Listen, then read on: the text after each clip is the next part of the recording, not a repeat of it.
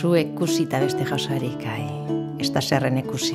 Segaite alegriarik ez da munduan zure parerik. Zure begiok nekusenean bertatin eben ezagutu. Oi, eta ezin zein didala neure bizian gozadu. Ederra ez da? Araba da. Berdea, hotza, sikua, menditsua, laua, gazia, gozoa, bakartia, jendetsua, ongi etorri Lazarragaren lurraldera.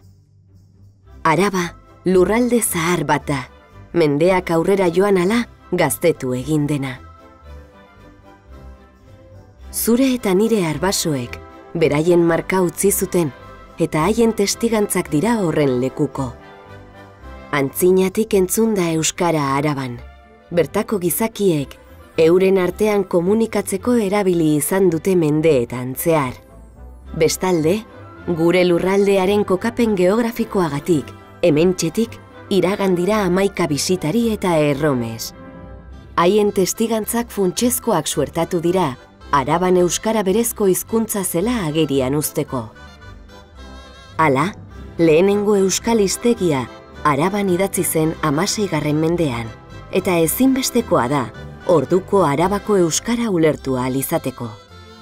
Une haietan erakundeek, hala nola Arabako aldundiak berebiziko inportantzia izan zuten euskara babesten. Foru eta legeen bitartez jagon zuten euskara. Modu horretan, Arabako eskoletako irakasleak euskal hiztun izan behar zirela zehaztu zuten. Foruak ezabatutakoan ostera, atzerakada azkar bat gertatu zen. Hala ere, orduan, baita geroago ere, euskaltzaleek euskararen alde egiten jarraitu zuten. Gure bidegileei esker, euskarak aurrera egin zuen Araban, eta euren lana ezinbestekoa gertatu zen gerora jasoko genituen fruituez gozatzeko.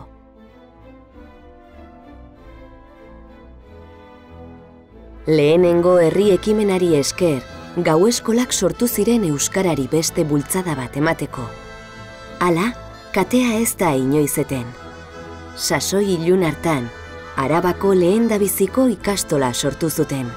Era berean, handik gutxira, aldundiak Araba osoan ikastolak eratzeari ekin zion.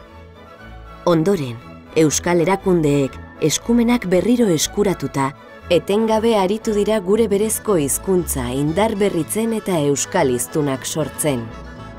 Gaur egun, Arabak euskararen aintzindaritza lanak egiten segitzen du. Ikerketek diote, ezaguera eta erabilera hazkunderik handiena izan duen lurraldea dela. Eta jakina, bertako bizilagunok euskal hiztun eta eleanitz izateaz harro sentitzen gara. Egin zutelako, egiten dugulako, eta etorkizunean ere euskaraz egingo dugulako.